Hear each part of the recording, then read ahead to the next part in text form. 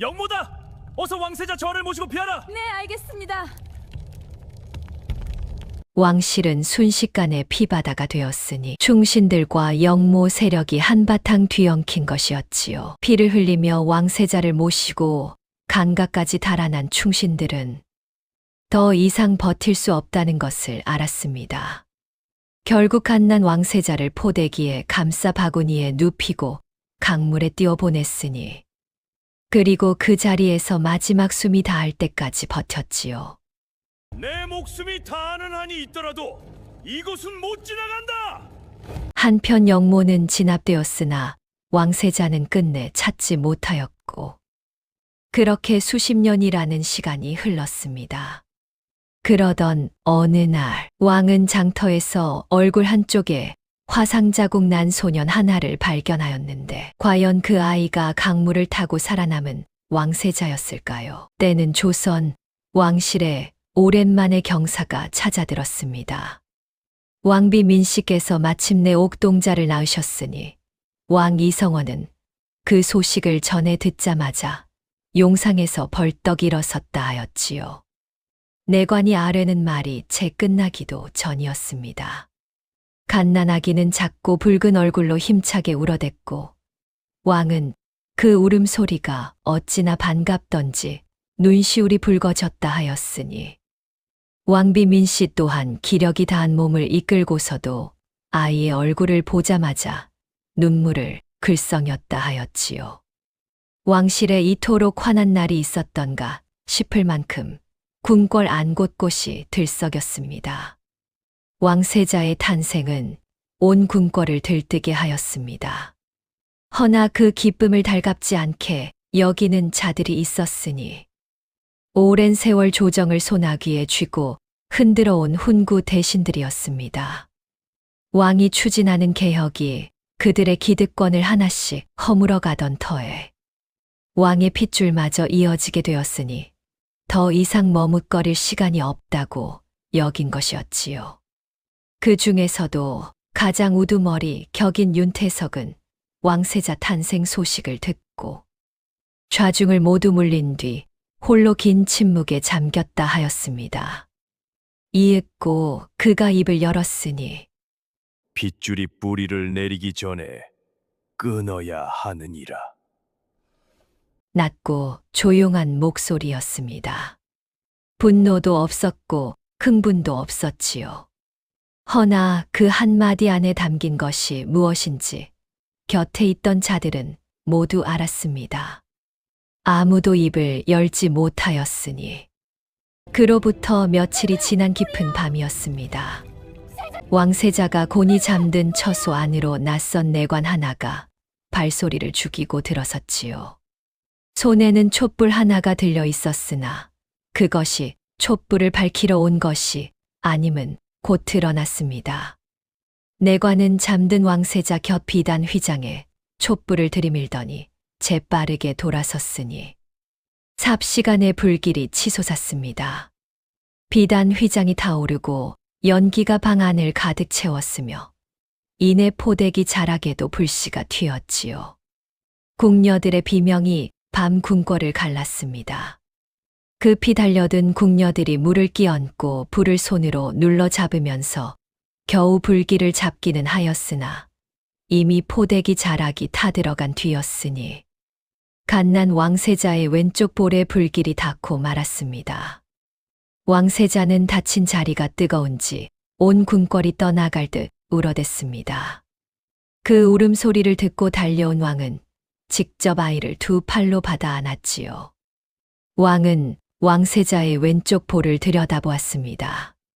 갓난 아기의 연한 살에 불규칙하게 남은 화상 자국이었지요.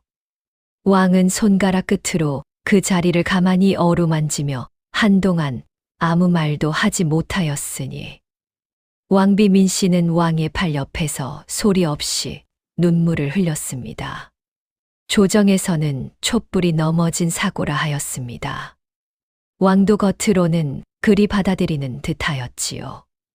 허나 왕의 마음 한켠에는 내내 석연치 않은 불씨 하나가 꺼지지 않고 남아 있었으니 그날 이후 왕은 왕세자 처소의 경비를 2배로 늘리고 신이 많은 충신 박충만에게 직접 왕세자의 안위를 맡겼습니다. 허나 그것으로는 부족하였지요. 왕이 미처 알지 못하는 사이 영모의 뿌리는 이미 조정 깊숙이 그리고 훨씬 더 넓게 뻗어 있었으니 윤태석은 이번의 실패를 담담히 받아들였습니다. 오히려 서두른 것이 화근이었다 여겼지요. 그는 신복들을 불러 모아 더 크고 더 치밀한 그림을 펼치기 시작하였으니 이번엔 아이 하나가 아니라 왕좌 그 자체를 뒤엎어야 하느니라. 왕세자가 태어난 지 채 1달이 지나지 않은 밤의 일이었습니다. 왕세자의 왼쪽 볼에 남은 작은 화상 자국은 그렇게 생겨난 것이었으니 그 흔적이 훗날 어떤 운명의 실마리가 될 것인지는 그 자리에 있던 누구도 알지 못하였습니다. 왕세자가 태어난 지 2달이 채 지나지 않은 어느 밤이었습니다. 윤태석의 영모 세력이 마침내 움직이기 시작하였으니 궁 안팎에 심어둔 내통자들이 일제히 신호를 올렸고 무장한 자들이 소리 없이 궁문 안으로 흘러들었습니다. 왕실 깊은 곳까지 뻗어 있던 영모의 뿌리가 드디어 그 실체를 드러낸 것이었지요. 가장 먼저 급보를 받은 것은 충신 박충만이었습니다. 그는 잠도 자지 않고 왕세자 처소 곁을 지키던 중이었으니 멀리서 들려오는 병장기 소리와 비명을 듣자마자 몸을 일으켰지요. 궁이 뚫렸다. 어서 왕세자 저하를 모시고 피하라.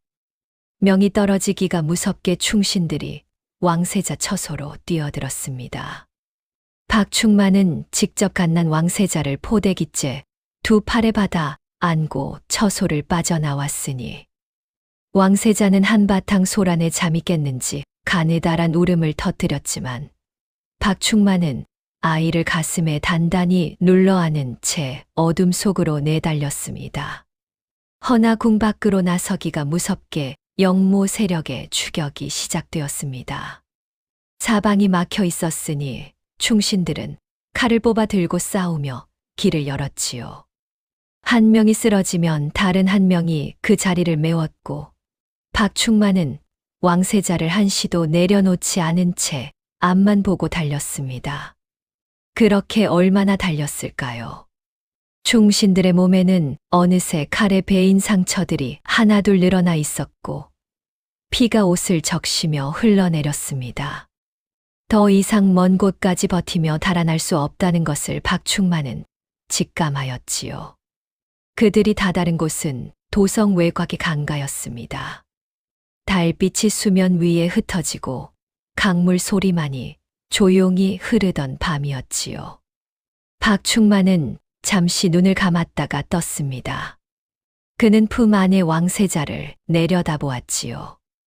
갓난아기는 언제 울음을 그쳤는지 2 눈을 말똥말똥 뜨고 박충만의 얼굴을 올려다보고 있었습니다. 왼쪽 볼에 화상 자국이 달빛 아래 희미하게 보였지요. 박충만의 눈에 눈물이 맺혔으나 그는 소리를 내지 않았습니다. 그는 강가에 놓아두었던 낡은 바구니 하나를 집어들었습니다. 피신전 왕의 밀명을 받으며 미리 준비해둔 것이었지요. 박충만은 왕세자를 포대기째 바구니 안에 조심스레 눕히고 덮개를 단단히 여몄습니다. 저하 살아남으셔야 하옵니다. 반드시. 그것이 전부였습니다. 박충만은 바구니를 강물 위에 살며시 내려놓았지요. 물살이 바구니를 받아 천천히 흘려보내기 시작하였으니 바구니는 강물을 따라 천천히 멀어져 갔습니다. 박충만은 바구니가 어둠 속으로 사라질 때까지 눈을 떼지 않았지요. 이윽고 영모 세력이 강가로 쏟아져 들어왔습니다.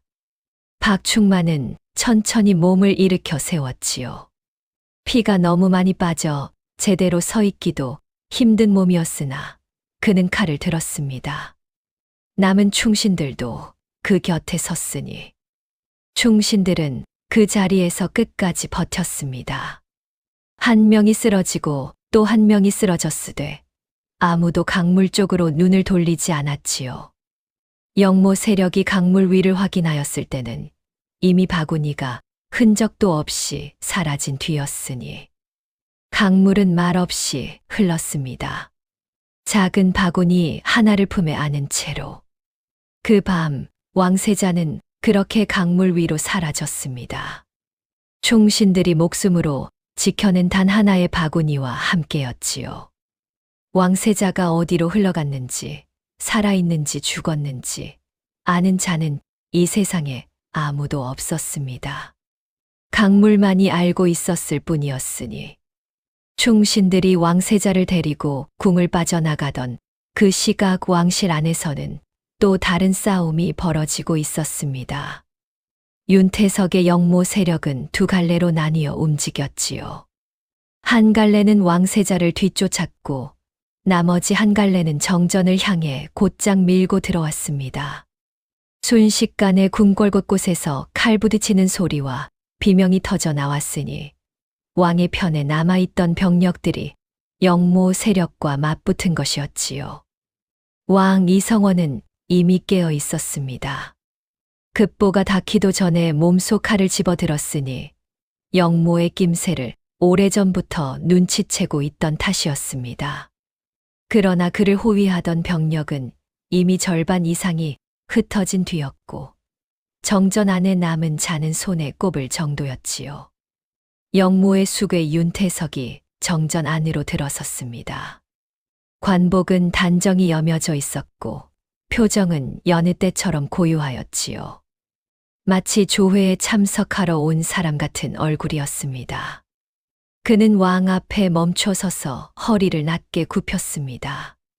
그러나 그것이 충성의 예가 아니라는 것은 누가 보아도 알 수 있었지요. 전하, 이제 그만 용상을 내어 주시옵소서. 피를 더 보실 필요는 없사옵니다. 왕은 대답 대신 윤태석을 똑바로 바라보았습니다. 시선 하나에 칼날이 서려 있었지요. 네 이놈, 감히 이 자리에서 그 입을 놀리느냐. 낮고 단단한 목소리였습니다. 윤태석은 그 눈빛 앞에서 잠깐 멈칫하였으나 이내 입꼬리를 올렸지요. 왕세자 저하는 이미 이 세상에 안 계십니다. 핏줄도 끊겼고 명도 다하였으니 이제 거두어 주시옵소서. 왕의 눈빛이 흔들렸습니다. 그러나 흔들린 것은 찰나였지요. 왕은 이를 악물었습니다. 왕은 시간을 끌어야 하였습니다. 영모가 시작되기 전 왕은 이미 믿을 수 있는 밀사 하나를 훈련도감으로 보내두었으니 병력이 당도하기까지 버텨야 하였지요. 단 한 시진이라도 왕은 입을 열었습니다. 좋다. 선의를 하겠노라. 허나 예를 갖추어 문서를 작성하여야 할 것이니 그 시간만큼은 내어다오. 윤태석은 잠시 왕을 살폈습니다. 왕의 표정에서 무언가를 읽으려 하였으나 왕의 얼굴은 흔들림 없이 고요하였지요. 윤태석은 이윽고 고개를 끄덕였습니다. 왕은 속으로 숨을 고르며 붓을 집어들었습니다. 손은 떨리지 않았지요. 그는 느리게, 아주 느리게 글자를 써 내려가기 시작하였습니다. 그때였습니다. 멀리서 북소리가 들려왔습니다. 처음에는 희미하였으나 점점 가까워졌지요. 윤태석의 표정이 처음으로 굳었습니다. 영모 세력의 병사들 사이에서도 동요가 일었으니 훈련도감의 병력이었습니다. 왕의 밀사가 제때 닿은 것이었지요. 수백 명의 병력이 횃불을 밝히고 국문 앞에 다다랐다는 보고가 급히 들어왔습니다. 이제 선의 문서는 필요 없겠구나. 왕은 붓을 내려놓고 천천히 일어섰습니다. 윤태석을 향해 눈을 고정한 채였지요. 그 눈빛 앞에서 윤태석은 처음으로 한 발 물러섰습니다. 궁궐 안팎에서 전세가 뒤집히기 시작하였습니다. 훈련도감 병력이 국문을 밀고 들어오자 영모 세력은 두 갈래로 갈라졌으니 끝까지 싸우려는 자들과 달아나려는 자들이었지요. 주위의 병력이 모두 무너지는 것을 보고서야 비로소 발을 뗐으나 이미 늦은 뒤였으니 윤태석은 끝까지 정전을 빠져나가지 않았습니다. 주위의 병력이 모두 무너지는 것을 보고서야 비로소 발을 뗐으나 이미 늦은 뒤였으니 왕의 친위 병사들에게 사방이 막혀 결국 그 자리에서 포박되고 말았습니다. 영모의 수괴가 무릎을 꿇었습니다. 왕은 그 앞에 서서 한동안 아무 말도 하지 않았지요. 밤새 치열하게 타오르던 횃불들이 하나둘 꺼져가고 창문 너머로 새벽빛이 스며들기 시작하였습니다. 영모는 진압되었지요. 허나 왕의 얼굴에는 안도도 기쁨도 없었으니 왕의 눈은 여전히 어딘가 먼 곳을 향하고 있었습니다. 왕세자가 없었기 때문이었지요. 날이 밝았습니다. 밤새 피로 얼룩진 궁궐 안에 차가운 아침 햇살이 내려앉았지요. 영모에 가담하였던 자들은 하나둘 포박되어 의금부로 압송되었고 달아나다 붙잡힌 자들도 줄줄이 끌려왔습니다. 영모의 뿌리가 얼마나 깊이 박혀 있었는지 끌려오는 자들의 행렬이 좀처럼 끊기지 않았으니 왕은 그날 새벽 한숨도 자지 못한 채 편전에 앉아 있었습니다. 신하들이 하나둘 들어와 복명하였으나 왕은 들으면서도 어딘가 멀리 있는 사람 같았지요. 보고가 끝날 때마다 왕이 가장 먼저 던지는 물음은 하나였으니 세자의 소식은 없느냐. 신하들은 고개를 숙일 뿐이었습니다. 아직 아무것도 확인되지 않았다는 뜻이었지요. 왕은 그때마다 아무 말 없이 시선을 창밖으로 돌렸으니 창밖에는 아직 핏자국이 마르지 않은 궁궐 마당이 펼쳐져 있었습니다. 의금부에서 국문이 시작되었습니다. 영모에 가담한 자들은 혹독한 신문 앞에서 하나둘 입을 열었지요. 처음에는 모른다 발뺌하던 자들도 형구 앞에서는 버티지 못하였으니 영모의 전모가 조금씩 드러나기 시작하였습니다.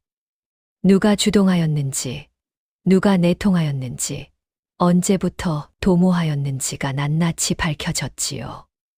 윤태석은 끝내 순순히 입을 열지 않았습니다.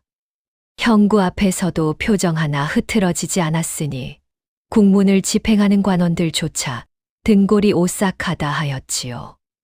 허나 그의 신복들이 이미 모든 것을 털어놓은 뒤였으니 그의 침묵은 아무 소용이 없었습니다. 국문이 끝나자 왕은 친히 판결을 내렸습니다. 영모의 숙의 윤태석을 비롯하여 주모자들에게는 능지처참히, 그 아래 가담자들에게는 참형이 내려졌지요. 삼족을 멸한다는 엄명도 함께였으니 조정 안팎이 숙연해졌습니다. 수십 년을 조정을 쥐락펴락하던 훈구 세력의 뿌리가 단 하룻밤 사이에 뽑혀버린 것이었지요. 처형은 성박형장에서 집행되었습니다. 윤태석은 끌려가는 순간까지도 고개를 꼿꼿이 들고 있었으나 왕 앞에 무릎을 꿇었던 그 순간만은 누구도 잊을 수 없었다 하였지요. 영모는 끝이 났습니다. 그러나 왕에게 진짜 숙제는 이제부터였지요. 왕은 처형이 끝났다는 보고를 받고 나서 한동안 아무 말도 하지 않았습니다. 그러다 천천히 입을 열었으니 세자를 찾아라. 살아있다면 반드시 찾아야 하느니라. 팔도에 방을 붙이고 강을 샅샅이 뒤져라. 내 명이다. 명이 떨어지자 신하들은 일제히 머리를 조아렸습니다. 왕의 목소리는 조용하였으나 그 안에 담긴 무게는 아무도 가볍게 받아들이지 못하였지요. 한편 왕비민 씨는 이 모든 혼란이 벌어지는 동안 처소 안에서 홀로 밤을 버텼습니다. 왕세자를 데리고 피신한 충신들이 돌아오지 않는다는 것을 알았을 때 왕비는 소리 없이 무릎을 꿇고 바닥에 이마를 짚었다 하였지요. 무엇을 빌었는지는 아무도 몰랐으나 그 기도가 얼마나 간절하였는지는 곁에 있던 상궁조차 눈물을 삼켜야 하였다 하였으니 그날 이후 왕의 일과는 하나가 더 늘었습니다. 매일 아침 첫 보고를 받을 때마다 왕세자 수색 상황을 가장 먼저 물었으니 신하들이 아직 소식이 없다 아를 때마다 왕은 고개를 끄덕이며 다음 보고로 넘어갔지요. 표정은 흔들리지 않았습니다. 허나 그 고개를 끄덕이는 모습이 어찌나 무거워 보이던지 신하들은 차마 왕의 얼굴을 똑바로 쳐다보지 못하였다 하였으니 방은 팔도에 붙었습니다. 강을 따라 수색대가 내려갔고 충신들의 시신이 발견된 강가 일대를 중심으로 수색이 이루어졌지요. 그러나 강물은 아무것도 내어주지 않았습니다. 바구니의 흔적도 포대기 조각 하나도 발견되지 않았으니 수색이 시작된 지 사흘째 되던 날 충신 박충만을 비롯한 충신들의 시신이 강가 수풀 속에서 발견되었습니다. 그들 곁에는 왕세자의 베네쩌고리 한 조각만이 남아 있었지요. 피에 물들어 있었으나 분명 왕세자의 것이었으니 왕은 그 조각을 직접 손에 받아 들고 한참을 내려다보았다 하였습니다. 그날 왕이 무슨 생각을 하였는지는 아무도 알지 못하였습니다. 왕은 아무 말도 하지 않았으니까요. 궁궐이 피바다가 되던 그 밤, 도성에서 멀리 떨어진 강가 마을에는 여느 때와 다름없는 고요한 밤이 내려앉아 있었습니다. 막내는 그날도 새벽같이 일어났지요.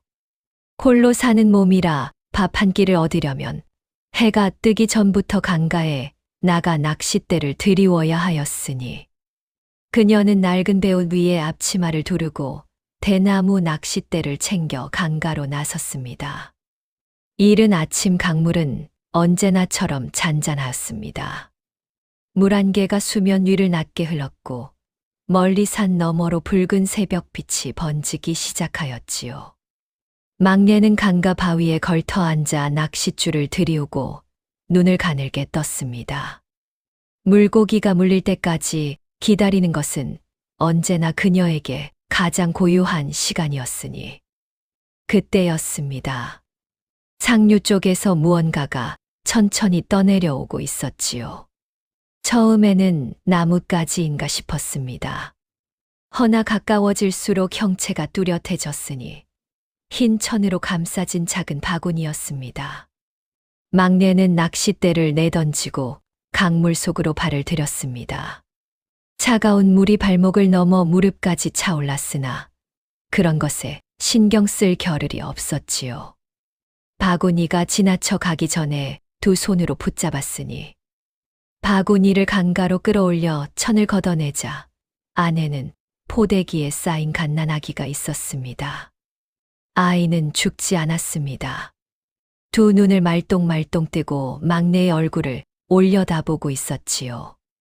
막내는 한동안 말을 잃었습니다. 막내는 아이를 품에 안고 강가에 주저앉았습니다. 아이의 얼굴을 들여다보니 왼쪽 볼에 불규칙한 화상 자국이 남아 있었지요. 막내는 손가락 끝으로 그 자국을 가만히 어루만지며 혀를 찼습니다. 아이고, 이 어린 것이 어디서 왔누? 어쩌다가 이런 자국이 생겼어. 아이는 막내의 목소리를 듣자 손을 버둥거렸습니다. 막내는 아이의 작은 손이 자신의 손가락을 꼭 쥐는 것을 느꼈지요.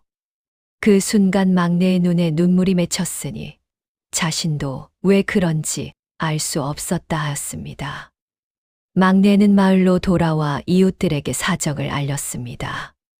난리통에 버려진 아이일 것이라 하는 이도 있었고 강상류 어딘가에서 떠내려온 것이라 하는 이도 있었지요.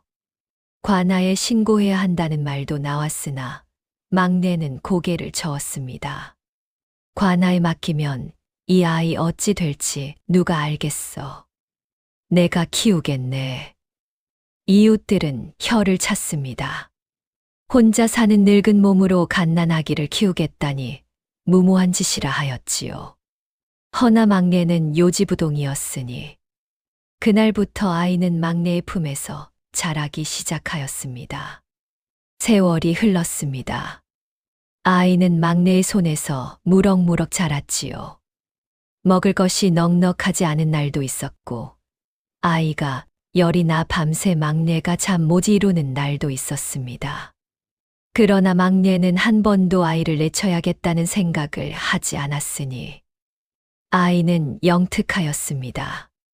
또래보다 말을 빨리 배웠고, 글자를 가르쳐 준 적도 없는데, 어느 날 장터에서 주워온 종이 한 장을 들고 와 글자가 뭐냐고 묻기 시작하였지요. 막내는 자신도 글을 모르는 탓에 대답을 못하였으나 아이는 이후 서당 앞을 기웃거리며 혼자서 글자를 익혀 나갔습니다. 아무도 가르쳐 주지 않았는데도 예의가 몸에 배어 있었고 밥상 앞에서도 막내가 먼저 수저를 들기 전에는 절대 먼저 먹지 않았으니 막내는 그런 아이를 바라볼 때마다 묘한 기분이 들었다 하였습니다. 천민의 자식으로 태어났다면 이럴 수가 없다는 생각이 들었으나 그것이 무엇을 뜻하는지까지는 미처 생각이 닿지 못하였지요. 아이가 10살이 되던 해였습니다. 장터에서 물건을 훔치다 붙잡힌 아이가 장꾼에게 매를 맞고 있었지요. 주위의 어른들은 모른 척 지나쳤습니다. 허나 막내의 아이는 달랐으니 군중 사이를 헤치고 나서며 장꾼 앞에 두 발로 버텨 섰습니다. 어른이 아이한테 그러시면 안 됩니다. 훔친 것은 갚으면 될 일 아닙니까? 10살짜리 아이의 목소리치고는 놀랍도록 단단하였습니다. 장꾼은 어이없다는 듯 코웃음을 쳤으나 아이의 눈빛 앞에서 손을 내리지 않을 수 없었지요. 그날 막내는 멀리서 그 장면을 보고 있었습니다. 아이의 뒷모습을 바라보며 막내는 한참을 서 있었지요. 그렇게 세월은 흘렀습니다. 아이는 무럭무럭 자라 어느새 훤칠한 소년이 되었지요. 막내는 나이가 들수록 몸이 성치 않았으나 그것이 큰 걱정은 아니었습니다. 이 아이가 곁에 있는 한 홀로 늙어가는 것이 두렵지 않았으니 아이의 왼쪽 볼에 남은 화상 자국은 세월이 지나도 사라지지 않았습니다. 막내는 그 자국을 볼 때마다 아이를 처음 강물에서 건져 올리던 새벽을 떠올렸지요. 강물이 이 아이를 자신에게 데려다 주었다 생각하였으니 그것으로 충분하였습니다. 아이가 어디서 왔는지 누구의 핏줄인지는 막내도 알지 못하였습니다. 이 세상 어디에도 아는 사람이 없었지요. 강물만이 알고 있었을 뿐이었으니 같은 하늘 아래 두 세계는 전혀 다른 속도로 흘러가고 있었습니다. 시간은 다시 영모가 진압된 뒤로 돌아가 왕은 세자 수색 어명을 거두지 않았습니다. 팔도에 방이 붙었고 강을 따라 수색대가 내려갔지요. 그러나 달이 바뀌고 계절이 돌아와도 아무런 소식이 없었으니 그러는 사이 가짜 왕세자를 데려오는 자들이 하나둘 나타나기 시작하였습니다. 어떤 자는 얼굴에 비슷한 자국이 있는 아이를 데려왔고 어떤 자는 아예 멀쩡한 아이를 데려와 왕세자라 우겼지요. 상금을 노리는 자도 있었고 권력을 탐하는 자도 있었으니 왕은 매번 직접 확인하였습니다. 그리고 매번 고개를 저었지요. 아니다. 내보내라. 단 두 마디였습니다. 그것이 몇 번이고 반복되었지요. 신하들은 그때마다 고개를 숙였으니 차마 왕의 얼굴을 똑바로 쳐다볼 수 없었습니다. 같은 그 시절 강가 마을에서 막내의 아이는 무럭무럭 자라고 있었습니다. 아이는 2살이 되자 혼자 걷기 시작하였고 3살이 되자 막내를 졸졸 따라 강가까지 나왔지요. 막내가 낚싯대를 들이우면 아이는 옆에 쪼그려 앉아 물속을 들여다보았습니다. 물고기가 지나갈 때마다 손가락으로 가리키며 까르르 웃었지요. 막내는 그 웃음소리가 어찌나 좋던지 물고기가 잡히든 말든 상관없는 날들이 생겨났다 하였습니다. 할매, 저거 봐. 큰 거 지나간다. 막내는 그때마다 허허 웃었지요. 아이가 소리를 지르는 바람에 물고기가 달아나도 화가 나지 않았으니 이런 것이 사는 맛이구나 싶었습니다. 몇 해가 지나도 세자의 소식은 없었습니다. 팔도에 붙었던 방들이 낡아 떨어지기 시작하였지요. 수색 대의 발길도 뜸해졌으니 왕비민 씨는 그 무렵부터 처소 밖을 잘 나서지 않았습니다. 가짜 소식이 올라올 때마다 처소를 박차고 나갔다가 돌아오는 일을 반복하다가 어느 날부터는 그냥 앉아 있었지요. 기다리는 것보다 기다리지 않는 것이 덜 아프다는 것을 알아버린 것이었습니다. 아이가 6살이 되던 해였습니다. 막내는 아이에게 이름을 지어주었지요. 이준이라 하였으니 특별한 이유가 있는 것이 아니라 그냥 좋은 이름이면 되었습니다. 이준은 또래 아이들과 달랐습니다. 서당 앞을 기웃거리다 글자를 혼자 익혔고 밥상 앞에서는 막내가 먼저 수저를 들기 전에는 절대 먼저 먹지 않았지요. 누가 가르쳐 준 적도 없는데 예의가 몸에 배어 있었으니 막내는 그런 이준을 바라볼 때마다 묘한 기분이 들었다 하였지만 그것이 무엇을 뜻하는지까지는 미처 생각이 닿지 못하였습니다. 우리 이준이는 어디서 저런 걸 배웠는지 모르겠어. 내가 가르친 게 없는데. 세자를 잃은 지 어느덧 10년 가까운 세월이 흘렀습니다. 꽁 안에서 세자를 입에 올리는 자는 점점 줄어들었지요. 신하들 사이에서는 조심스럽게 다른 이야기들이 오가기 시작하였으니 왕의 핏줄이 끊긴다면 누가 왕위를 이을 것인가 하는 이야기였습니다. 아무도 왕 앞에서 소리내어 말하지 않았으나 종친들이 슬금슬금 몸을 세우기 시작하는 것은 왕도 알고 있었지요. 왕은 여전히 매일 아침 첫 보고 때 같은 것을 물었습니다. 세자의 소식은 없느냐? 돌아오는 답은 언제나 같았지요. 왕은 그때마다 고개를 끄덕이고 다음 보고로 넘어갔습니다. 표정은 흔들리지 않았으니. 그러나 그 고개를 끄덕이는 무게가 해가 갈수록 무거워진다는 것을 오래 곁을 지킨 상선 내관만이 알고 있었습니다. 같은 하늘 아래였습니다.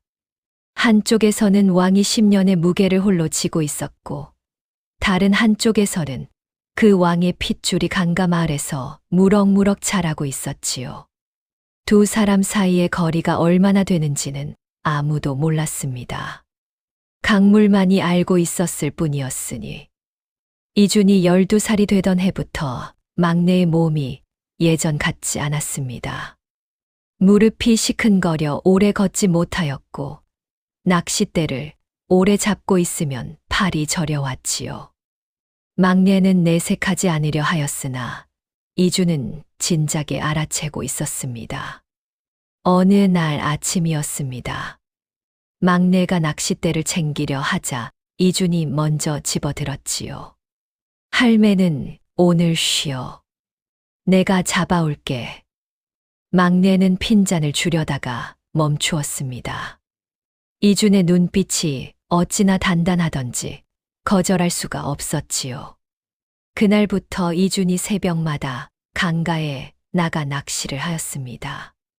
막내가 예전에 앉던 바위에 자리를 잡고 낚싯줄을 들이우고 물 한 개가 거칠 때까지 기다렸지요. 12살짜리 아이가 홀로 강가에 앉아 있는 모습이 어찌나 의젓하던지 지나가는 마을 어른들이 저 아이 어디서 저런 자태가 나오느냐 수군거렸다 하였습니다.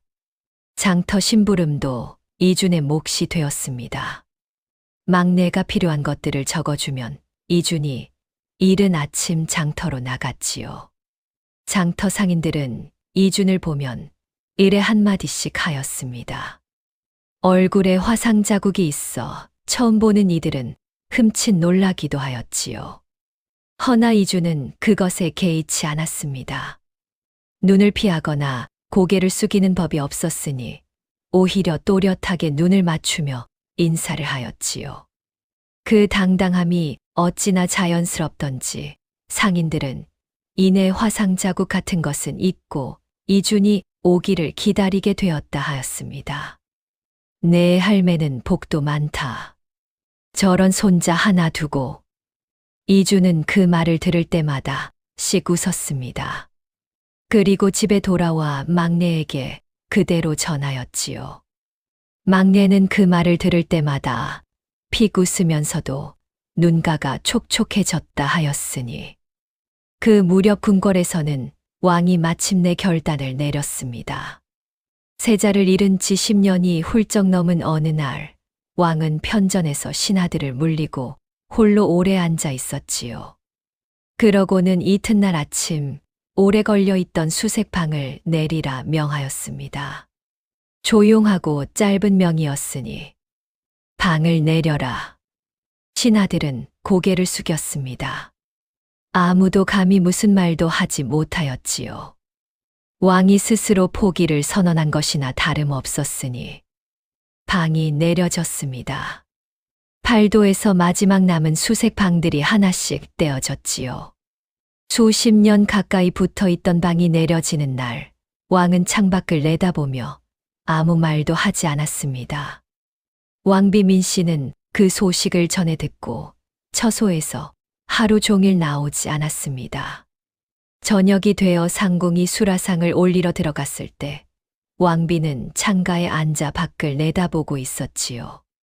수라상에는 손을 대지 않았다 하였으니 그날 밤 왕은 왕비의 처소를 찾았습니다. 두 사람은 오래 마주 앉아 있었지요. 무슨 말을 주고받았는지는 아무도 몰랐습니다. 상궁들은 처소 밖에서 기다렸으나 안에서는 아무 소리도 들리지 않았다 하였으니 다만 왕이 나올 때 왕비의 눈이 붉게 부어 있었다는 것만 상궁들이 기억하였지요. 이준이 15이 되던 해였습니다. 어느새 막내의 어깨를 훌쩍 넘는 키가 되었지요. 목소리도 굵어졌고 어깨도 넓어졌습니다. 허나 막내 앞에서만큼은 여전히 그 어린 시절 그대로였으니 막내가 무릎이 아프다 하면 직접 약초를 캐러 산에 올랐고 밥이 모자라면 자신의 몫을 덜어 막내 상에 올려놓았지요. 막내는 그런 이준을 볼 때마다 마음 한켠이 묘하게 저렸다 하였습니다. 이 아이가 강물에서 흘러온 아이라는 것을, 그리고 그 아이가 자라 이제 자신을 부축하는 손이 되었다는 것이 꿈만 같았지요. 강물이 나한테 이런 복을 줬구나. 수색방이 내려진 뒤로 종친들의 움직임이 더욱 노골적으로 변하였습니다. 조정 여기저기서 왕위 계승 문제를 입에 올리는 자들이 생겨났지요.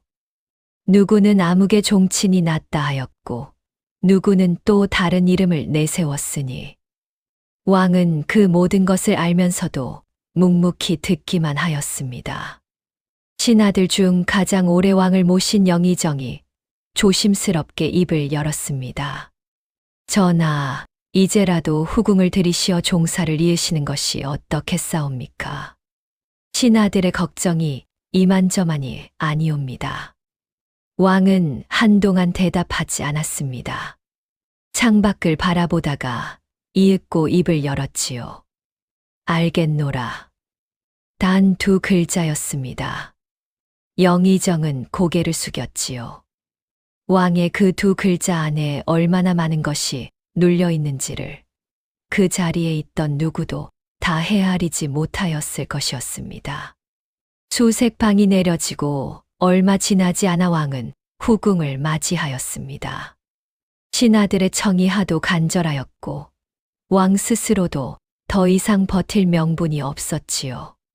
종사를 이어야 한다는 것은 왕도 알고 있었으니 후궁은 이름 있는 양반가의 딸로 간택되었고 왕실의 예를 갖추어 궁으로 들어왔습니다.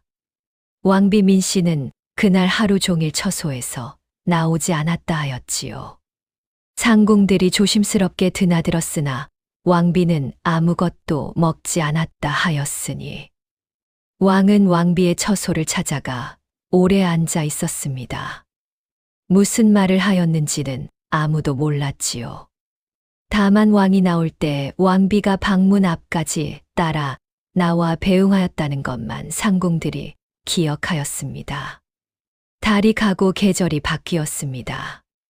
허나 후궁에게서는 아무런 소식이 없었지요. 의관이 조심스럽게 아뢰기를 전하의 옥체가 오랜 세월의 심려로 많이 상하였다 하였으니 왕은 그 말을 듣고 아무 대꾸도 하지 않았습니다. 이듬해에도 그 다음 해에도 소식은 없었습니다. 왕비 민씨 또한 나이가 있어 이제는 기대하기 어려운 형편이었지요.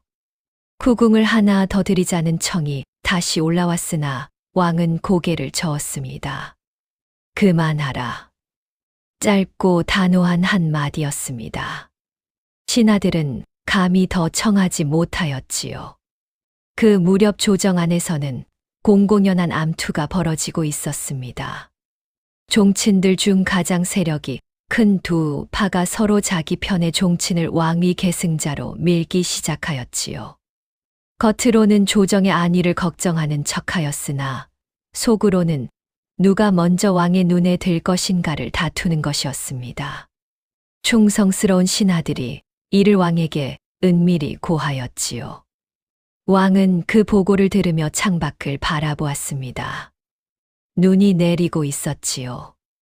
궁궐 마당에 하얗게 쌓이는 눈을 한참 바라보다가 왕이 낮게 말하였으니 성호야. 세자의 이름이었습니다. 왕이 그 이름을 소리내어 부른 것은 아마도 처음이었을 것이었지요. 곁에 있던 상선 내관은 들은 척 아니한 척 고개를 깊이 숙였습니다. 눈물을 감추기 위하여서였으니 종친들의 암투는 날이 갈수록 노골적이 되었습니다. 조정 안에서 편이 나뉘었고 왕에게 아뢰는 내용에도 각자의 속셈이 배어 나왔지요. 왕은 그것을 모르는 척하며 하루하루를 보냈습니다.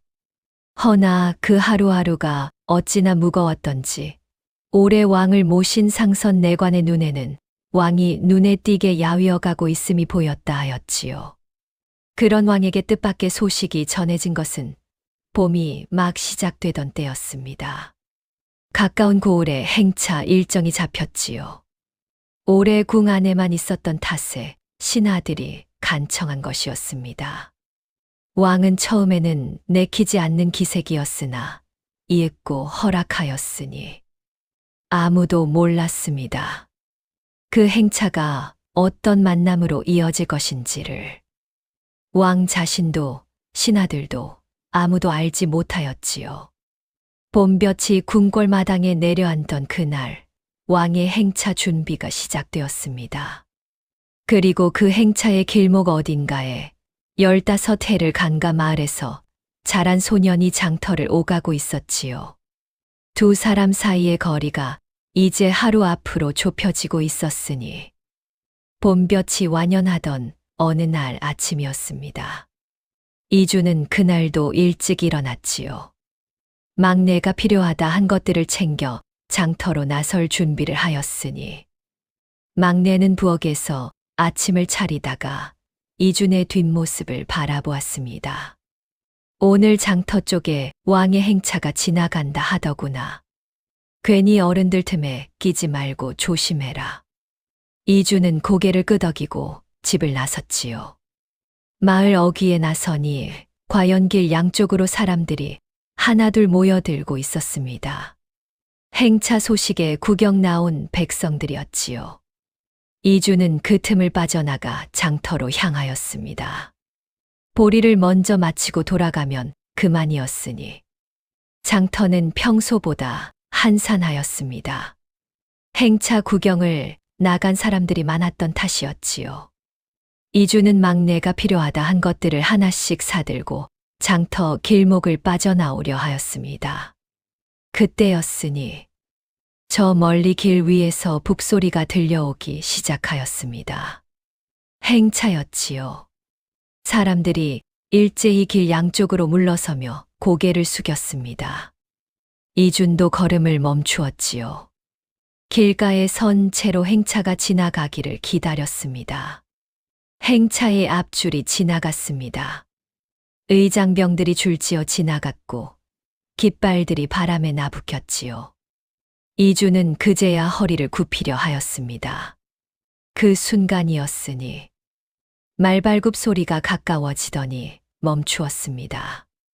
이준이 고개를 들었습니다. 말 위에 붉은 골룡포를 입은 노인이 자신을 내려다보고 있었지요. 왕이었습니다. 이주는 그것을 알아채고 얼른 허리를 굽히려 하였으나 왕의 눈빛이 이상하였습니다.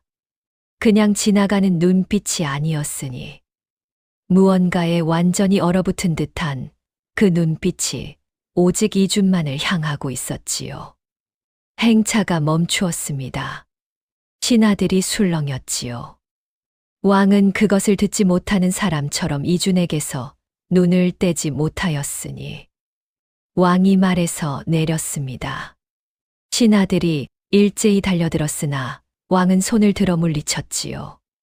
그리고 천천히 걸었습니다. 이준을 향하여서였으니 이준은 그 자리에 굳어 있었습니다. 왕이 자신을 향해 걸어오는 것이 믿기지 않았지요. 주위의 백성들도 고개를 들지 못한 채 숨을 죽이고 있었으니 왕은 이준의 바로 앞에 멈추어 섰습니다. 가까이서 보니 더 분명하였지요. 왼쪽 볼 아래 불규칙하게 남은 그 자국이었습니다. 왕은 그 자국의 형태를 잊은 적이 없었으니 15해 전 그날 밤 손가락 끝으로 어루만지던 그 감촉이 아직도 손에 남아 있었습니다. 왕의 눈에서 눈물이 흘렀습니다. 막으려 하지 않았지요. 왕이 손을 들었습니다. 떨리는 손이었지요. 이준의 왼쪽 볼에 손가락 끝을 가만히 갖다 댔습니다. 화상 자국의 윤곽을 천천히 어루만졌지요. 이준은 피하지 않았습니다. 낯선 노인의 손길이었으나 어찌된 영문인지 피하고 싶지 않았으니 내 이름이 무엇이냐? 이준은 잠시 왕의 눈을 바라보았습니다. 눈물이 흘러내리는 노인의 얼굴이었지요. 이상하리만치 슬픈 눈이었습니다. 이준이라 하옵니다. 어미 아비는 어디 있느냐?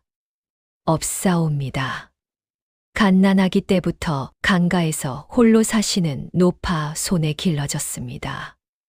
왕은 그 말을 듣는 순간 숨이 멎는 것 같았습니다. 강가.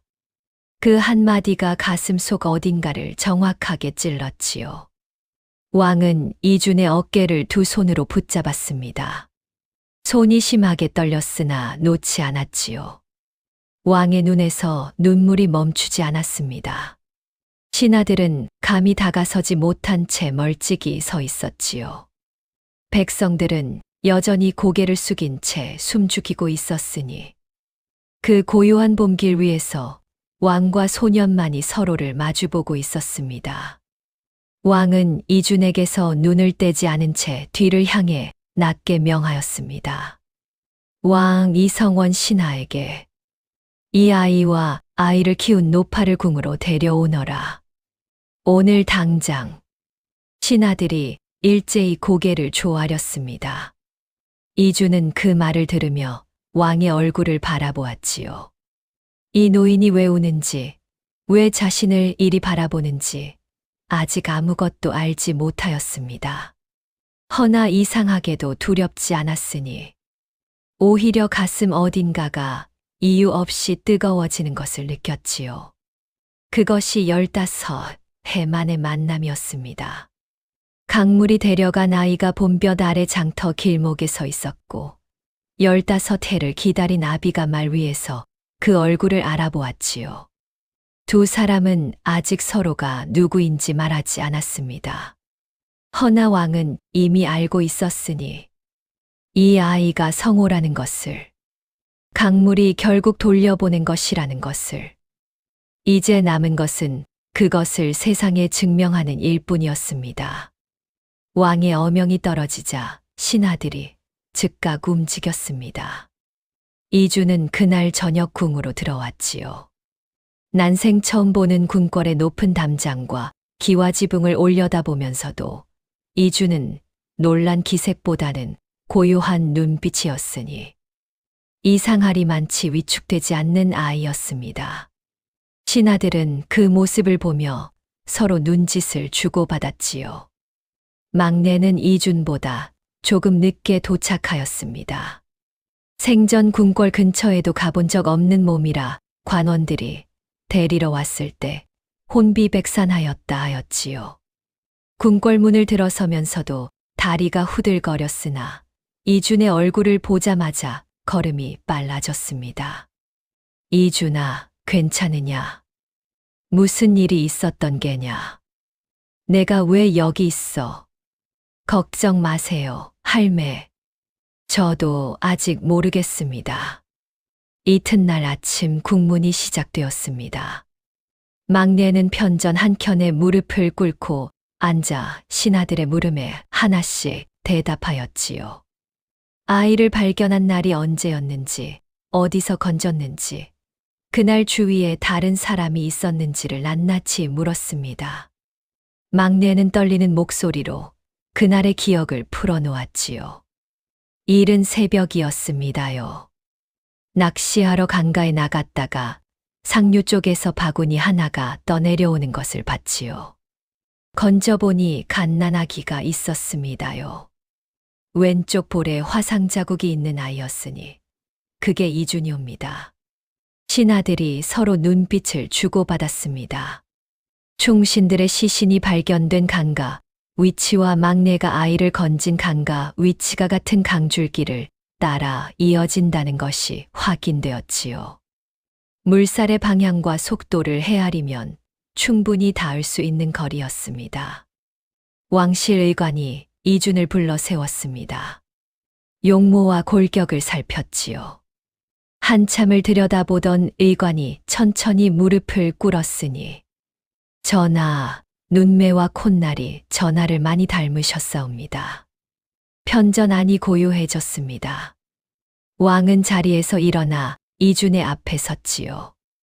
이준을 내려다보다가 이준의 왼쪽 볼에 다시 한번 손을 가져갔습니다. 화상 자국의 윤곽을 천천히 어루만지며 눈을 감았다가 떴으니 신하들 중 몇몇이 아직 증거가 부족하다 하였습니다. 화상 자국 하나와 노파의 진술만으로는 왕세자임을 확정하기 어렵다는 것이었지요. 그러나 왕은 그들을 바라보며 낮게 말하였습니다. 이 자국은 내가 직접 알고 있다. 내 손으로 어루만진 자국이니라. 이 세상에 이것을 나보다 더 잘 아는 자는 없느니라. 편전이 다시 고요해졌습니다. 아무도 더 반박하지 못하였지요. 왕의 그 한마디가 어떤 문서보다도 무거웠으니 신원이 확정되었습니다. 왕은 그날 저녁 이준을 조용히 불렀습니다. 신하들도 없이 두 사람만이 마주 앉았지요. 왕은 오래 이준을 바라보다가 입을 열었으니 내가 태어나던 날을 기억한다. 내 울음소리를 듣고 내 눈에서 눈물이 흘렀으니 허나 기쁨도 잠깐이었지. 영모를 꾀한 자들이 너를 없애려 불을 질렀고 그 불에서 내 볼에 이 자국이 생겼느니라. 이주는 말없이 들었습니다. 왕은 계속하였지요. 충신들이 목숨을 걸고 너를 데리고 달아났으나 결국 강가에서 한계에 이르렀고 너를 바구니에 눕혀 강물에 띄워보냈느니라. 그리고 그들은 그 자리에서 영모 세력을 막다가 모두 죽었지. 내가 살아있는 것은 그 충신들이 목숨으로 지켜낸 것이니라. 이준의 눈에 눈물이 맺혔습니다. 왕도 눈물을 감추지 않았지요. 15해를 찾았다. 단 하루도 잊은 날이 없었으니 이준은 한동안 아무 말도 하지 못하였습니다. 자신이 어디서 왔는지, 누구의 핏줄인지, 왜 얼굴에 이 자국이 남았는지를 처음으로 알게 된 것이었지요. 이윽고 이준이 입을 열었습니다. 충신들의 이름을 알 수 있겠습니까? 왕은 잠시 이준을 바라보았습니다. 그리고 천천히 고개를 끄덕였지요. 그날 강가에서 죽어간 충신들의 이름을 하나씩 불러주었으니 이준은 그 이름들을 들으며 눈물을 흘렸습니다. 한 번도 본 적 없는 사람들이었으나 그들이 없었다면 자신도 없었을 것이었지요. 다음 날 아침 막내가 편전으로 불려왔습니다. 왕은 막내 앞에 직접 섰지요. 그대가 내 핏줄을 15해 동안 먹이고 입히고 길러주었으니 그 은혜는 무엇으로도 다 갚지 못할 것이나 내가 할 수 있는 것은 다 하겠노라. 막내는 그 말을 듣고 엎드렸습니다. 이마가 바닥에 닿을 만큼 깊이 절을 하였지요. 몸이 떨렸습니다. 아무 말도 나오지 않았으니 왕은 막내에게 평생 먹고도 남을 전답과 재물을 내리고 강가 마을에 새 집을 지어 주었습니다. 막내가 사는 동안 아무 걱정 없이 지낼 수 있도록 하라는 어명이 함께였지요. 막내가 궁을 떠나던 날, 이준은 국문 앞까지 따라 나왔습니다. 막내의 손을 두 손으로 잡았지요. 할매, 자주 들르겠습니다. 아이고, 이제 내가 어떤 자리에 있는 사람인데. 괜찮다. 이 할매는 괜찮아. 막내는 웃었습니다. 그러나 눈물이 먼저였지요. 이준도 웃었습니다. 눈물을 참으면서였으니 막내가 탄 가마가 국문을 빠져나갔습니다. 이준은 가마가 보이지 않을 때까지 그 자리에 서 있었지요. 그로부터 며칠 뒤 왕세자 책봉의식이 거행되었습니다. 궁궐 안이 오랜만에 환하게 들썩였지요. 신하들이 줄지어 하례를 올렸고 왕비민 씨는 그날 처음으로 오랫동안 울었다 하였으니 기쁨의 눈물인지 슬픔의 눈물인지 스스로도 알 수 없었다 하였습니다. 이준은, 아니 이성호는 왕세자의 자리에 올랐습니다. 골룡포를 처음 입었을 때 거울 앞에 서서 한참을 바라보았다 하였지요. 왼쪽 볼에 화상 자국이 거울 속에 그대로 비쳤으니 이성호는 그 자국을 손가락으로 가만히 짚으며 눈을 감았다 하였습니다. 충신들이 생각났습니다. 강물이 생각났습니다. 막내의 억센 손이 생각났지요. 강물에 띄워진 아이는 그렇게 돌아왔습니다. 15해를 돌고 돌아 제 자리로. 충신들의 목숨이 만들어낸 길이었고 노파의 손이 이어준 세월이었으며 강물이 끝끝내 잊지 않고 돌려보낸 핏줄이었으니 왕은 그날 밤 홀로 편전에 앉아 오래도록 촛불을 바라보았다 하였습니다. 오늘 들려드릴 이야기는 여기서 막을 내립니다. 이야기가 재밌으셨다면 댓글로 지금 어디서 이야기를 시청해 주셨는지 댓글 남겨주세요. 그 공간의 작은 기적 같은 하루가 일어날 수 있도록 같이 기도하겠습니다. 시청해 주셔서 감사합니다.